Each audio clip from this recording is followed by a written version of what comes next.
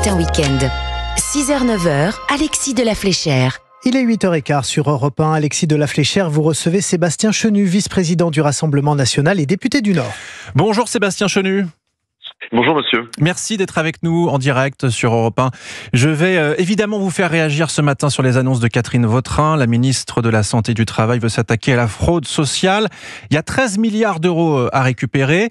Gérald Darmanin, lui, dans le JDD, explique vouloir imposer une révolution pénale, sursis unique, courte peine. Il veut une justice plus simple, plus rapide, plus lisible. Mais d'abord, Sébastien Chenu, vous avez forcément vu le ministre des Affaires étrangères, Jean-Noël Barrot, très embarrassé vendredi après cette affaire à Sciences Po Lille. Il a eu bien du mal à expliquer comment une jeune étudiante gazaoui, boursière, accueillie généreusement sur notre sol, a pu être admise dans l'école alors qu'elle avait tenu sur les réseaux sociaux des propos ouvertement antisémites, allant même jusqu'à faire l'éloge d'Hitler. Qu'est-ce que cette affaire, Sébastien Chenu, vous inspire? Est-ce que selon vous, est-ce que c'est le signe d'un grave dysfonctionnement de nos institutions? C'est surtout un scandale d'État.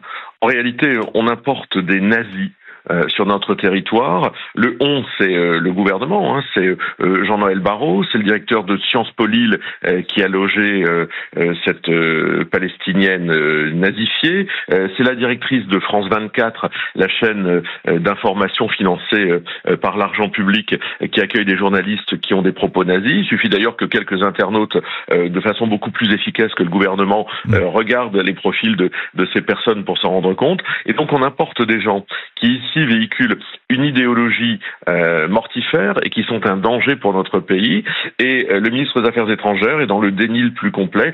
Tous ces gens-là ne reconnaissent aucune responsabilité, c'est-à-dire le drame de ces gens, que ce soit le directeur de Sciences Po, la directrice de France 24 ou le ministre des Affaires étrangères. Ces gens-là ne se sentent pas responsables de leur action, alors qu'ils sont évidemment responsables lorsqu'il s'agit d'être nommés, lorsqu'il s'agit d'être élus, lorsqu'il s'agit d'avoir des postes à haute responsabilité. Là, quand il y a un problème, ils ne sont pas responsables. Donc c'est un scandale d'État qui met en danger évidemment les Français. Sébastien Chenu, le ministre des Affaires étrangères a annoncé tout de même le gel des entrées de Gazaouis sur notre sol, le temps de l'enquête. L'expulsion de cette jeune Gazaoui est également prévue. Je rappelle que elle est boursière, donc elle a 900 € tout de même net par mois. Elle perçoit cette somme. Elle pourrait demander le statut de réfugié. Finalement, on comprend bien que ça va être difficile de l'expulser. Et ça aussi, ça choque les Français de se dire qu'on n'y arrive pas. Pour l'instant, elle est toujours ici, elle est toujours en France. Non, mais effectivement, on envoie des gens sur la Lune et on n'est pas capable d'expulser une nazie de notre territoire. À un moment, les expulsions, elles sont nécessaires, elles doivent être exécutées. Elles ont d'ailleurs été déjà exécutées, ça a déjà été le cas en 2023, ça avait été validé par le Conseil d'État. Il y avait une personne qui tenait des propos du même genre qui avait été expulsée. Donc on peut le faire. Ça a été expulsé vers l'Égypte en particulier. Donc Jean-Noël Barrot et Bruno Retailleau. Je crois qu'ils ont le problème, c'est qu'ils ne veulent pas non plus les D'accord, il y a d'autres pays. Oui. En tous les cas, on doit aujourd'hui, si ce n'est expulser, déjà empêcher que ces gens arrivent. Oui. Arrêter d'accueillir de façon totalement aveugle des gens qui sont des bombes sur notre territoire. Et puis revoir l'ensemble des procédés. Enfin, qu'est-ce que fait Jean-Noël Barrot, le ministre des Affaires étrangères?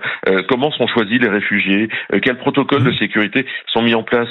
Quand on vous dit que les internautes sont plus efficaces que le ministre des Affaires étrangères pour débusquer des militants nazis palestiniens sur notre territoire. Donc à la fois, on doit cesser cet accueil totalement aveugle et puis tout mettre en place pour expulser des gens qui, encore une fois, je vous le dis, sont des gens qui sont dangereux pour notre territoire. Sébastien Chenu, l'antisémitisme continue de grimper en France. Près de 1600 actes recensés depuis janvier. On l'a vu encore récemment à Nice, avec des slogans antisémites scandés par des manifestants pro-palestiniens. On a vu aussi récemment cette irruption de pro-palestiniennes dans l'église de la Madeleine pendant la communion.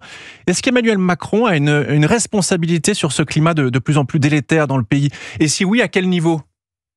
La responsabilité d'Emmanuel Macron est immense. En fait, d'abord, Emmanuel Macron, c'est un président faible. C'est un président qui a peur des communautés, en tout cas de certaines communautés qui lient à la défense de la Palestine en France. Et toutes les actions qu'il entreprend, que ce soit la volonté de reconnaître la Palestine comme un État, ou que ce soit son absence totale à la marche devant les Nations Unies. Oui, ou son absence à la marche de lutte contre l'antisémitisme.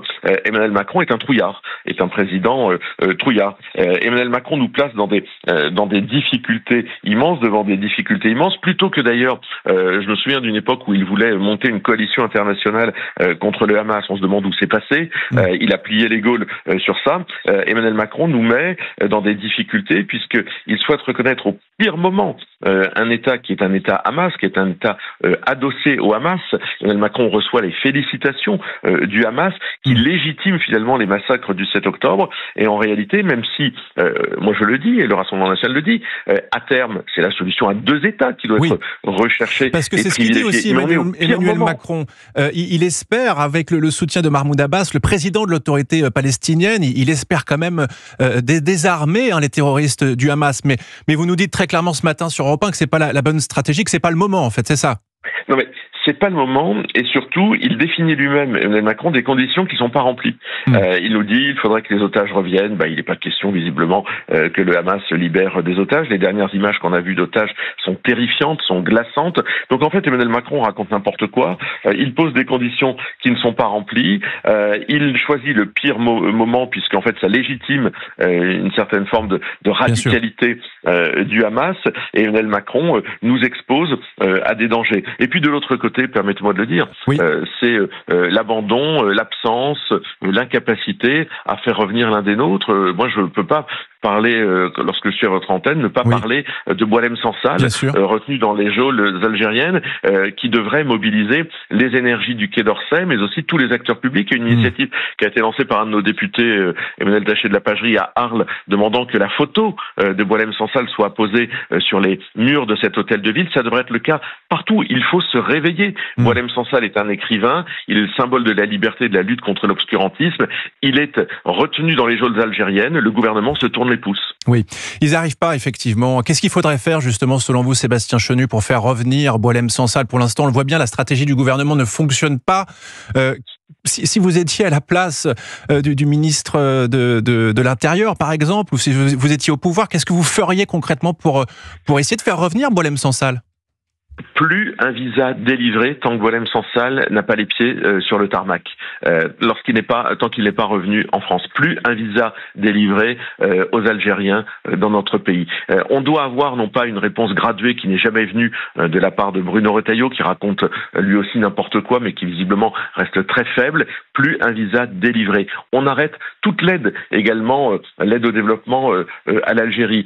On prive sa nomenclatura d'accès à nos services de soins en France. Enfin, je veux dire, à un moment, il faut savoir ce qu'on veut. On veut récupérer Boualem Sansal parce qu'il est français. On veut le récupérer parce que c'est un intellectuel qui n'a rien fait, qui n'a commis aucun délit. Et puisque l'État algérien ne respecte pas, ou est incapable, ou ne souhaite pas, en tous les cas, libérer Boualem Sansal, alors il faut montrer les muscles et avoir un peu de courage politique, ce qui manque singulièrement à ce gouvernement. Sébastien Chenu, je voulais vous faire réagir aussi ce matin aux annonces de Catherine Vautrin, ministre du Travail et de la Santé dans Le Parisien. Elle veut s'attaquer à la fraude sociale. Il y a 13 milliards d'euros à récupérer. Est-ce que sur ce sujet-là, au moins, est-ce que ça va dans le bon sens ? Bon, mais j'entends Madame Vautrin, oui, la fraude sociale, mais enfin, faut pas oublier la fraude fiscale. La fraude fiscale, c'est entre 80 et 100 milliards d'euros. Oui. Moi, je pense que lorsque on veut s'attaquer à la fraude, c'est à toutes les fraudes sociales et fiscales. Vous savez, il y a des choses assez faciles, parce que moi, j'ai déjà entendu le même discours de Gabriel Attal, lorsqu'il était ministre du Budget. Oui, elle le dit d'ailleurs, que voilà, il n'a pas eu le temps de le faire, c'est ce qu'elle dit. Oui, voilà. Gérald Darmanin, il était ministre du Budget. Il a probablement pas eu le temps de le faire non plus. Mais la carte vitale biométrique que nous demandons avec Marine Le Pen, elle en est où? Ça fait des années. Elle en est où? La priorité nationale sur un certain nombre d'aides sociales. Vous savez, en fait, la première des fraudes, c'est celle-ci. C'est le fait que des gens qui ne soient pas nationaux, qui n'aient jamais contribué à la richesse nationale, eh bien, puissent bénéficier de cette même aide nationale. Ça, je vais vous dire, on commencerait par là.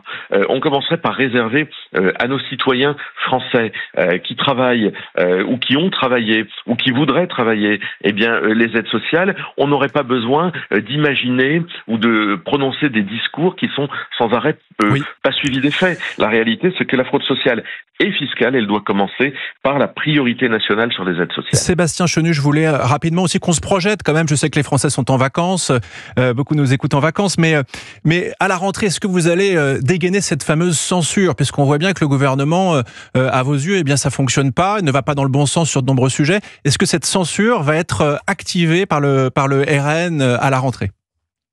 Mais vous savez, nous, ce qui nous intéresse, c'est le redressement économique du pays et la relance économique du pays. Donc, c'est-à-dire une politique qui soit en rupture avec ce qui a été mené.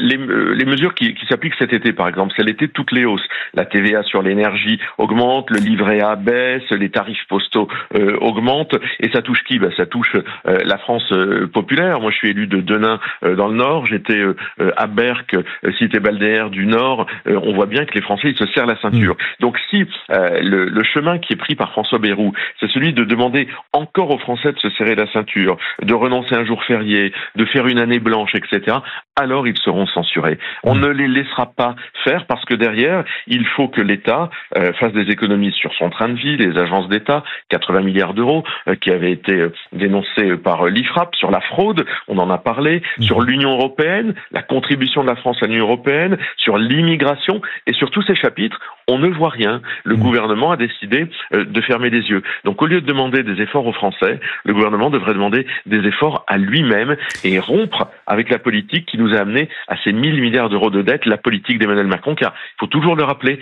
la situation que nous vivons, c'est celle de Macron, de Darmanin, d'Édouard Philippe, ce sont de Gabriel Attal, ce sont ces gens-là qui ont mis le pays dans cette situation. Merci Sébastien Chenu, merci d'avoir été avec nous ce matin sur Europe 1.